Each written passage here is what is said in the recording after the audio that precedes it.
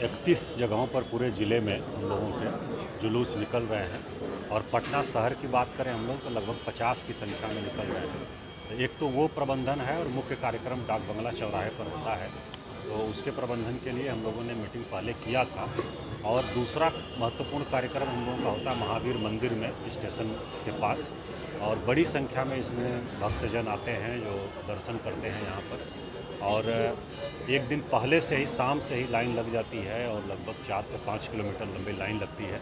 उसमें बहुत धैर्य की आवश्यकता होती है और बैरिकेडिंग और प्रॉपर इंतज़ाम सब होना चाहिए। उसको लेकर के आज हम लोगों ने यहाँ महावीर मंदिर परिसर में बैठक की है और जो ट्रस्ट है हमारा समिति है उसके साथ उन लोगों ने विमर्श किया है कि जो व्यवस्थाएं हो रही हैं वो फुल प्रूफ रहें, किसी प्रकार की उसमें त्रुटि नहीं रहे और किसी प्रकार की भगदड़ या अप्रिय स्थिति उत्पन्न नहीं हो, विधि व्यवस्था की समस्या उत्पन्न नहीं हो। उसको लेकर के हम लोगों ने विमर्श किया है यहाँ पर। और बैरिकेडिंग का कार्य चल रहा है, उसमें कुछ सुझाव था वो हम लोगों ने दिया है। और दूसरा कि उस दिन जो प्रसाद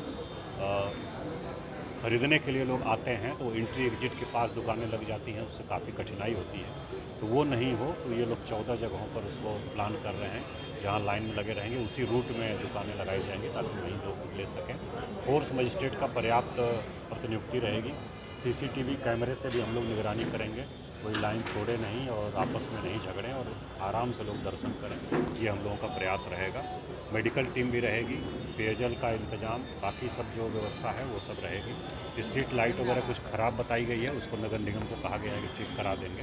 तो कुल मिलाकर के उद्देश्य यही है कि जो भारी संख्या में भक्तजन आते हैं दर्शन करने के लिए उनको किसी प्रकार की असुविधा नहीं हो और भगदड़ जैसी कोई अप्रिय स्थिति नहीं हो, कोई अव्यवस्था उत्पन्न नहीं हो। उसी को लेकर के सभी पदाधिकारियों के साथ और महावीर मंदिर न्यास समिति उसके साथ हम लोगों ने आज बैठक किया है। सर, रूट्स भी कोई निर्धारित किए गए हैं कि किस रूट से प्रोसेसन निकलेगा और नहीं, प्रोसेसन का तो है, सभी तरफ से डाक बंगला पर आता है और वहाँ से एग्जिट सिर्फ स्टेशन की तरफ, स्टेशन गोलंबर जो है उसी तरफ रहती है। वापस हम लोग उस रूट में नहीं जाने देते हैं क्योंकि पीछे काफ़ी सारी झांकियाँ होती हैं और बहुत भीड़ रहती है।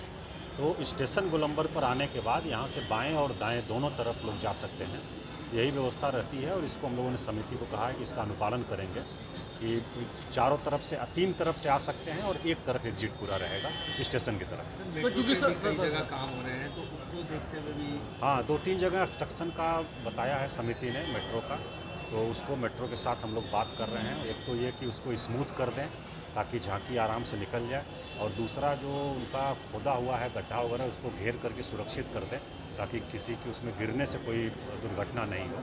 इसको लेकर के हम लोगों ने मेट्रो से कहा है। सर, क्योंकि गर्मी बहुत रहेगी, बसों में लंबी कतार भी होगी, काफ़ी लोग भी होंगे, तो क्या उनके पेयजल की कुछ अलग से व्यवस्था की जाएगी? हाँ बिल्कुल, पेयजल की व्यवस्था की जा रही है। कुछ शेड की व्यवस्था भी जो बन रहा है उसके ऊपर शेड की व्यवस्था भी की जा रही है, और बाकी पेयजल का भी इंतजाम रहेगा, पूरे रास्ते में रहेगा।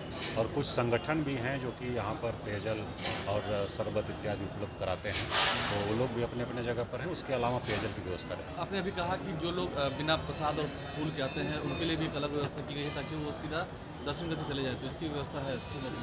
हाँ, ये लगभग 8 बजे से शुरू होता है, जो हम लोग देखे हैं पूर्व वर्षों में। और ये लोग आते हैं, अलग से इनकी लाइन लगती है और ये लोग दर्शन करके निकल जाते हैं, जल्दी निकल जाते हैं।